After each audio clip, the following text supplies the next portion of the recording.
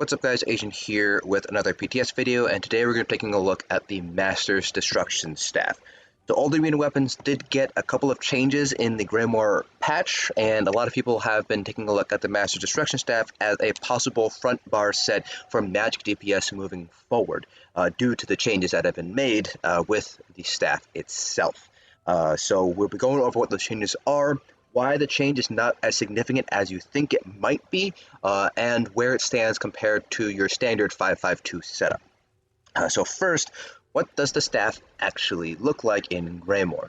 Well, first off, we only have access to the non-perfect version of the Destruction Staff, so recall that they did introduce perfected versions of the Dragonstar Arena and the Malisham Arena staves. Unfortunately, we don't have access to the Master's version of the staff. The perfect version adds another 103 spell damage while we are on the bar, but they did change the destructive impact set. So initially on the live server right now, it reduces the cost of destructive touch by 30% and also increases the initial hit of destructive touch. So I believe it increases it by a flat amount. I believe it's somewhere around 2,500 or so. They did change it now, so they reduced the cost of destructive touch by 10% rather than 30%, and they completely got rid of the initial hit bonus, damage bonus, and instead they gave us an increase of 600 to our spell damage for 4 seconds after we use destructive touch. That is the big change here that people are kind of focusing in on, the fact that it increases our spell damage for 600 for 4 seconds after we use destructive touch. So taking a look at Destructive Touch now. It is the third ability under the Destructive Staff line here. The two morphs are Destructive Clench and Destructive Reach. For most PvE DPS, you will be using Destructive Reach. Destructive Clench is going to be used more for PvP, particularly with the Inferno Staff, because it helps knock enemies back, so a little bit of a knockback CC there. But we will typically be using Destructive Reach in PvE because it has that additional dot damage on top of it. Now, one of the big things with Destructive Reach is that because it's a 4-second duration on that 600 additional spell damage, you're going to have to cast it every 4 seconds. Now, I did test these on a Magicka Nightblade, which probably isn't the best if you want to maintain the 600 spell damage, because Mag Nightblades do a lot of bar swapping and have a lot of other dots to prioritize, so you might get better results on some other magic classes that don't have as many dots, but those are kind of far and few between. Pretty much all Magicka DPS now have at least 1 or 2 class dots they need to maintain. Magicka is a pretty big example where they have several dots they got to maintain. Plus, you also have to have the bar space in order to use Destructive Reach, which, again, not all classes kind of have that additional bar space to kind of play around with. Magicka Nightblades, Magicka Wardens come into mind as 2 classes that do have a space on the front bar, but Magic DKs, for example, they're going to have a trickier time trying to fit in Destructive Reach onto their bars, mainly because they have so many other abilities they have to make sure they have to keep slotted in order to maintain their DPS. Flames of Oblivion, Engulfing Flames, Burning Embers, Whip, and Inner Light, for example, those all go pretty much wherever you can, on top of Block 8, Eruption, Rearming Trap, and so on. So it's actually can be very difficult to fit in Destructive Reach. So that's one of the things you kind of have to keep in mind if you're using the Master's Destruction Staff, is you do need to have that flex spot in order to swap this out, or you have another dot that you're able to swap out without losing too much DPS. So for example, going back to Magicka DKs, you don't really want to swap out any of your class dots. Eruption's really good, Flames of Oblivion, Burning Embers, those are all stronger dots than Destructive Reach, so you're obviously not going to want to give those up for Destructive Reach, even if you are getting additional 600 spell damage, plus all the modifiers that you're getting on top of that. On top of all of this, you also have to keep in mind here that if you are going to be using the Master's Inferno Staff on the front bar here, you now only have 10 slots here. So you can no longer use a Monster Helm set, or rather you can, but you're giving up 1 5-piece bonus, or you can give up your Monster Helm set and then run 2 full 5-piece sets instead. Basically, by running the Master's Inferno Staff, you're pretty much giving up one of your possible set bonuses, whether it's a full 5-piece set or that is a Monster Helm set. Now, You could do something interesting, which is give up the Maelstrom staff on the back bar and run something like a 5-piece staff on the back bar instead. That is one potential option, but at that point, you're kind of getting into a little bit kind of min-maxing, so to speak. And while it is possible to do so, most people are still going to find better results by using the Maelstrom's Inferno staff. The back bar Sororia, for example, that you might have seen, the magicka build, that does require a little bit of micromanagement just to maintain a Sororia buff, much like if you're using Sororia on the front bar. Just a little bit more difficult because now it's your back bar rather than your front bar. But how does this all compare? So let's go ahead and go over the DPS parse numbers.